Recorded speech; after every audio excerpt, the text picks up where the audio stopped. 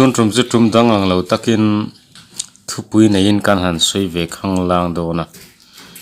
kan thupui tur tan chuan chi apuam ti ania chi apuam hi a hlak pui te ve ve chuan an hlak pui viawa amaro chu tun ma chi apuam kan lo riat ang kha tun trum kan sei tur hi chun lo ne heng hi chi apuam ti thupui ma kan ran sei tur hi LS based organic fertilizer chanchin kha ania hi kan customer te zinga mi pakhatin chi apuam ania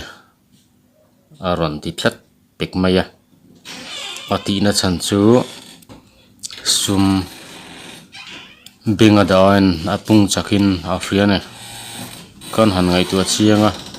ani om te take kan ti puya amang to sang sang kan han chut kuala share chi pa po hianin mang anom zeu zeu to kanom nu muna hian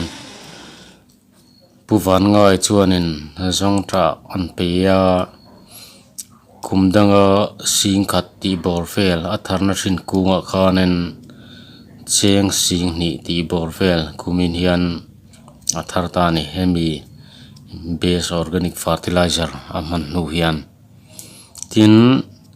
pitluang puin dragon fruit kung som pangalek anaya chung chuanin cheng sang thum ti borvel athar thina mara chu hetiang an man nu hianin ban som panga khan cheng sing thum chuang zet athar ta alet som lai na pung ta chuanin thlai kung khata hianin gram za ti borvel ania hi kezi khatin kan peka kezi khathianin thlai kung som ti borvel adaya chutiang ani chuanin gram za chu gram sang khatania cheng zan hi samni ni chuan gram za chu cheng samni pani ti na ni chu chumi gram za chu thlai kung khat atana to ka ser hlumatan te dragon fruit atan te zong tra tan te le thei hai thlai chi hrang hrang tan khan kung khat atan khanin gram za ka atok velani chutiang han pe khan athar chu kha ale tam takin apung tamai ne chu wang tak chuanin kunna tok tu ten benga poisa in dam thin mai theya khang kha han la chuak ula heng lina hian mang ulen thlai pe ula benga dain apung chak jok an tian chu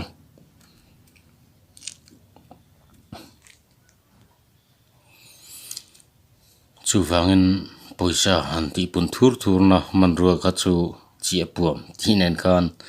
ain me po ain me viau rengane amandan tura chu in thlai kung bul atanga fitni bial vel akan thir fian te khat diat diatin thlai chi tu angin in han abin han siam ngai han phum kualanga chu thlai then khata kha chuanin pasari vela han tu kual po kha tok viawa then khata chuan panga ti te khan khatiang khan in thlai ati thar hlok em do ne hi pek tok tur bi omem bitlia omem ti hi zonom thina organic ania pek over om lawa atam thayang ber pek kha alu ne om thatting mai chu chana chuan phalang tok pe kan mai ti khane mai ne ran vul tu te chuanen an ran cho pek na chang om thria chutiang che chuan thlai ching tu te pon kan thlai te cho pek na chang rela thar chu atam le sualanga chu kan tangkai pui em do ne chunga ta na cho pek tura chu engang chong kan pek ang ti kha kan riat lo thina wangin kan thlai te hi cho kan pe lo thina cho an lo tla cham ve ngoi thina a big takin Mizoram bi kata na thileng kim kan ngai tu wang hian Mizoram leilungin atlak cham wanga Mizoram leilunga atam to alo wanga thlain atlak cham thin cho chi hrang pali ama chung te chu phosphorus te calcium te sulfur te magnesium te ania chung chu henga hian tam thamin kan da chu thlain an that pui chak em a thar chu atitama khatiang khanin lok takin thlai heng mang hian kutna tak tu ten an thar chu pha the ni mission khatin aman to me kan mang pha ve lo om ti thina adik padik reng mai ma se chuti rualin kan ngai tu tur zo ka chu hetiang kan pek awanga kan thlai thar chu a hlawng na te khan engtiang takin nge kan in chung khura sum aran pualu don ti lam kha ngai tu zo kela chu kan thil ngai tu dan tur po ni in ka ria ani na taka chuan kan thlain cho tlak chama nei chuan an ri sel lawa thar chu a hlo lo thina nan na po an tur na se mem thina ni ti chuanin man tlom zo ka kan ngai chemical npk te kan pe thina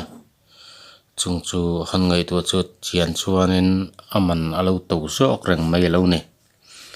om zia chuan heng organic fertilizer in man hianin voi khat ipek kha kumni atang kum thum ti borvel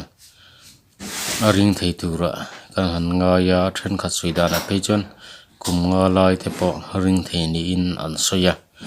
amara chu chuti lain kan Mizoram leilung hian du thu sam lo em a leilung soi lo ni se fura arwa tui tam thamina ron tlot thina chung chuan an tlik fai thina chu mei ba ka kan leilung hi a tholeng do thina le hualama aputal zung sung mai thina ne chu wangin heng kan pek te hi kumnga nga thlain an chhor thira chu kan bei sei chi alo ki mania chuan in chutiang zonga zir chiana chu kan nei lo boka ramdanga te chuanin chutiang chu kumnga borvel po lo chhor thi ma se kan rama hi chuan reibera kumni tang kum thum ti vel kha a chhor thi tura kan ngaya rei lo bera po kumni a chuan kan han ngai thawa chutian chuan ni wangin voi khat pe kha kumni arin the wangin pek sen angai lawa a pek na ta na thase na kha angai hau tak lo em mai ni thlai mun thin khat mun han nei ta la chunga chuanin chemical fertilizer han mang don ta la chemical fertilizer chu alo bera kar thum dana te pe kan lo ngai ta kar thum dana han pesa zat tur kha chuanin thasen po kha kum kha chung pon alo hau tak ma em maya khang zong thasen ngai hau tak em kha vui khata atlak duak thi tina nei chu wangin he organic fertilizer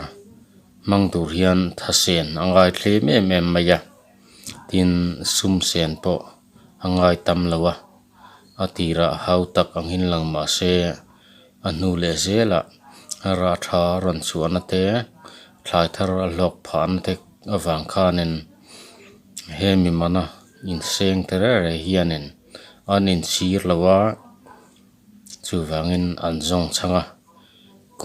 kum ni dan velen pethin do nia ti po kha kum tin pe kan du hial mai ne chu tiang chuanin ra tha on chu ania chu wangin hei kut na tok tu te asau tiang ber han mel riat tir kan du ta ni anin thlai te thei te eng thei po in ei ni pon heng hi lo pe ve chin la ingai to dan tura chuanin chia puam poisa da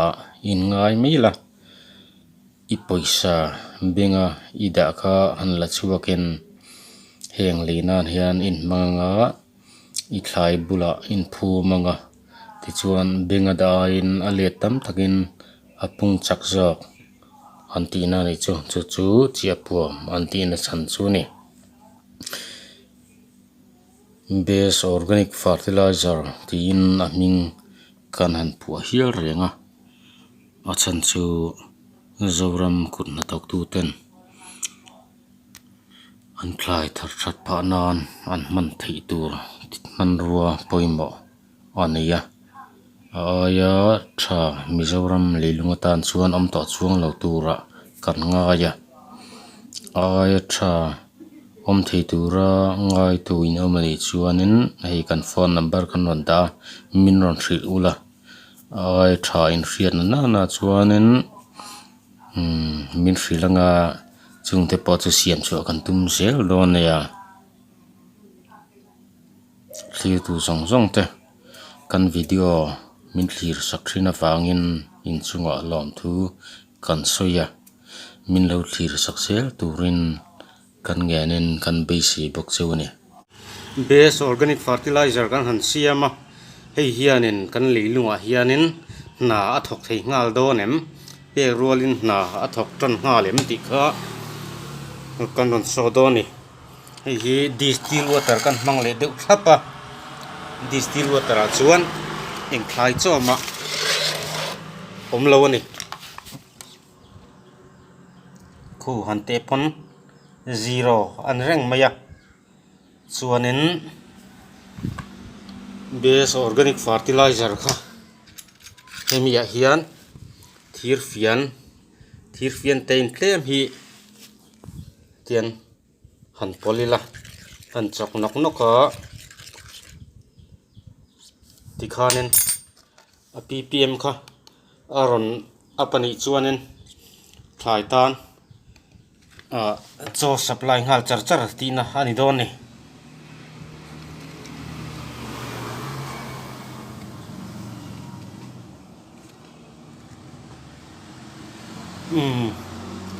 sang thum za thum somnga pali ani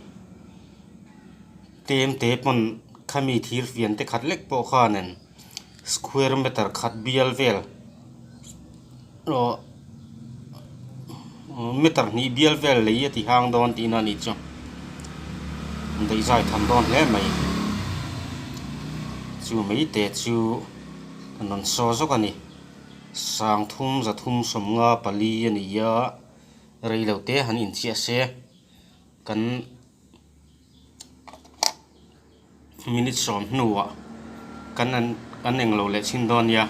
kan te le chin don ya minute nivel ka riala tuna kan te le chin don ni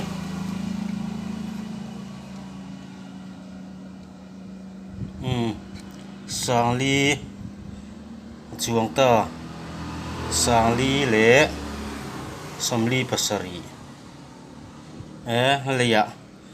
pek rualin na thok ngal char tikhanin an na tho kha ama kha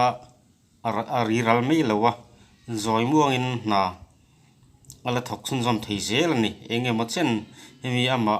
azop ral rai thlengin na thok thei do na chumi hun chung chu an ha tho thei hun chung he kum khat chuang